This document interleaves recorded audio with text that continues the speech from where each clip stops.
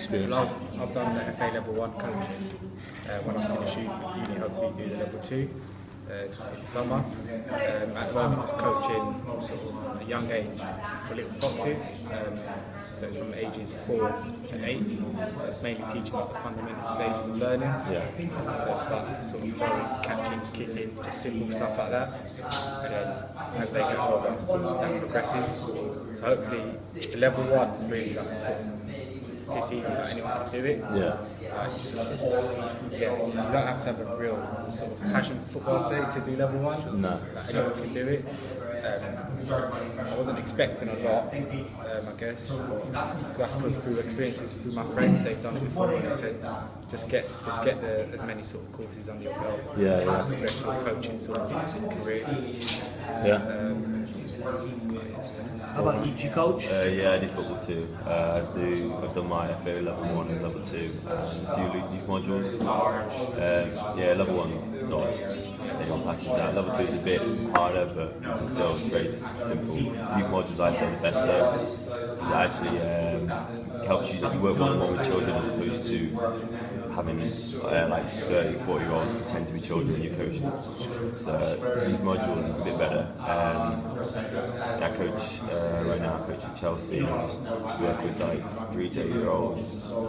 And yeah, it's just like helping develop them, which is good fun. And yeah, so that's what I do. Is there anything you know about power in coaching?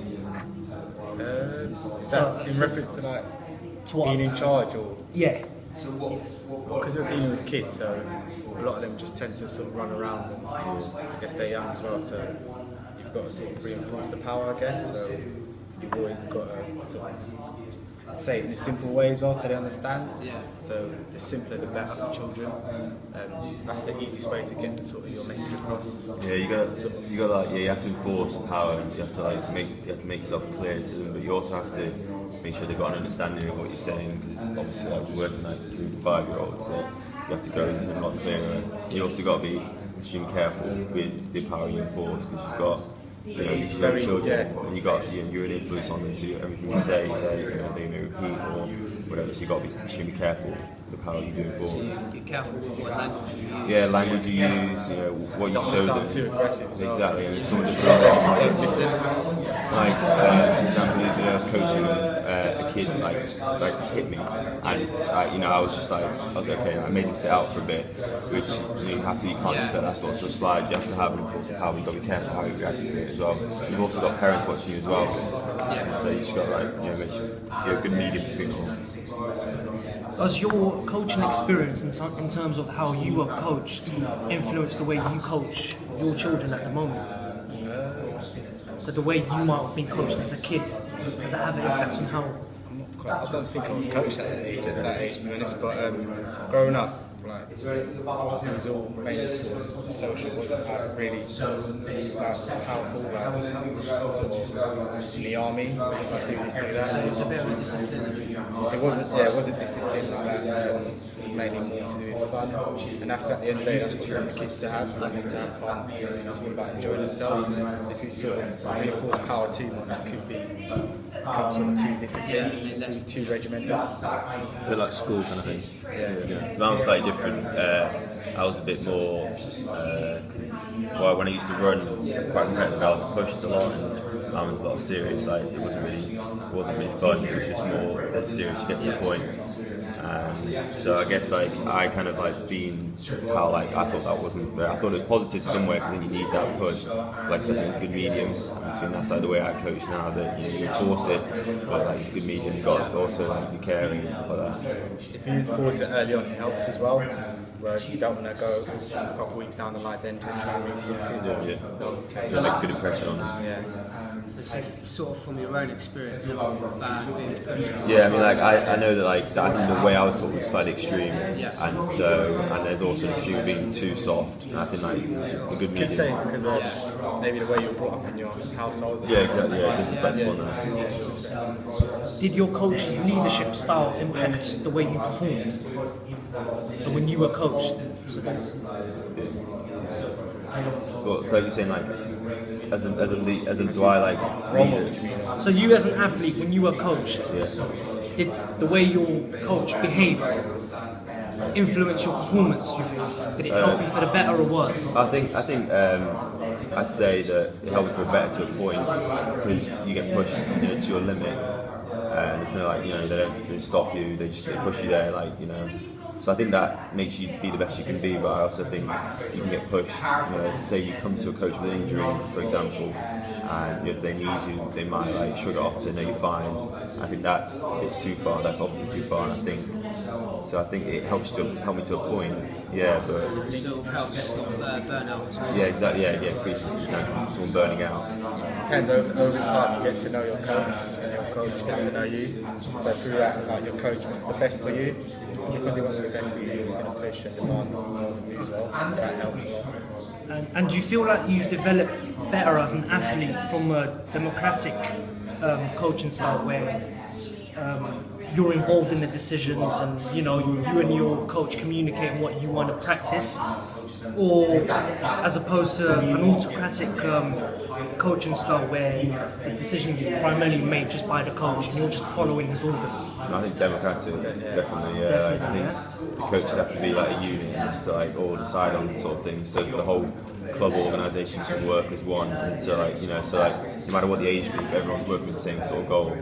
Yeah, so you prefer the democratic style over autocratic. So you like being involved in decisions. I also prefer democratic as well, because as you get older, you could have a bad game and the manager could sort of make you train on that aspect that you performed badly on. That could just be down to one game.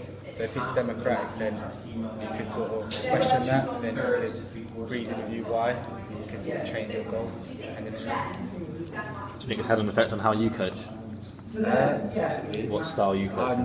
I'm not as sort of autocratic. I'd say. I'm sort of more democratic. Yeah. But when you're dealing with children, you can't be democratic, otherwise they just want to run around and Yeah. do nonsense. I mean, like I said, I prefer democratic, but there's a certain degree to where I coach where it's autocratic. We're almost told what to do. Yeah. So we're told almost what to do, but we can also within the head coach will say this is what you got to do. And then we go off, and then we can do our own sort of take on that. And so as lower down coaches, we can all work together democratically to perform our own sort of coaching. So you definitely respond better to a democratic coaching style rather. I think It depends. Because we're dealing with some young children, you've got to really enforce democratic sort of behaviour. Because if you're telling the child to do something and you want to come to agreement, then it's never going to happen to you. Okay. And I think that's a huge rate. Also, does it matter on the size of the group? One way if you've got a smaller group. Yeah, I think that the younger the age, the smaller the group, because their attention span is it's ridiculous, so short. So you can't, if you leave 5-year-olds to play a game and you leave them for 5 minutes to talk to someone else, they've got to do what. Can't leave it back to dealing with children. So does the power of your coaching reflect the way you were coached as an athlete? Or have you done things differently to how you were coached? I'd say so. Yeah, like I said, I won't be as hard as I was coached. It's so hard. I'll be softer. I'll be I'll make sure that if a player comes to me with an injury as such, or isn't happy, then I'll try to get to the bottom of it, and if need be, talk to the parents or whatever. Do you think that's because, from an athletics point of view, it's different from Individuals. Athletics is an individual sport, Yeah. and you are working hard all the time. In football, you're working hard. Yeah, true. I mean, it does. Yeah, you can, because you're part of a team. You're not just it's not just you don't just let yourself down and let someone else down. That's obviously it can go through someone's mind, and so obviously I think that it's more important for a child to come to a coach when they play football as opposed to if they're just an athlete on a running track. Just talking about a bit of your coach education. So you're a level 2 coach. You said? Level 2, yeah. Level 2, and you're a level 1. Were you not taught anything about leadership, coach-athlete relationships, or communication aspects during the course? Not a lot, just I'd say. Not really. I mean, the youth modules, like I said, they're much better than the level 1 and level 2. They actually can communicate with the children. You can work one-on-one, you actually learn like how to. I think in level 1 it's mainly just drills. Level Just 1. like, you've got to do this drill, this drill, do that 5 and you pass sort of thing. So you don't really like learn, I guess, communication as such. It's more safeguarding. Yeah, exactly. Yeah. Okay.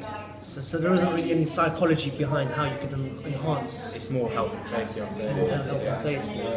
What do you think coach education should do differently to cater for these important elements that one I includes? think level 1 is good at what it does because basically you get like 50, you get fathers who are taking over their children's soccer team, and they need a qualification to do so, and they already know what they're doing. So I think it's alright for that aspect, but I think Give you a small sort of guide to run a club. Basic format to work Yeah, from. format to work on. I think it's alright. I think that like my advice would be like I wouldn't have personally done my level 2 if I would have just gone straight to my youth modules, and I think youth level 2 is useless. I think it's basically a level 1, just a little Extension of level 1. Yeah, it was really the same thing.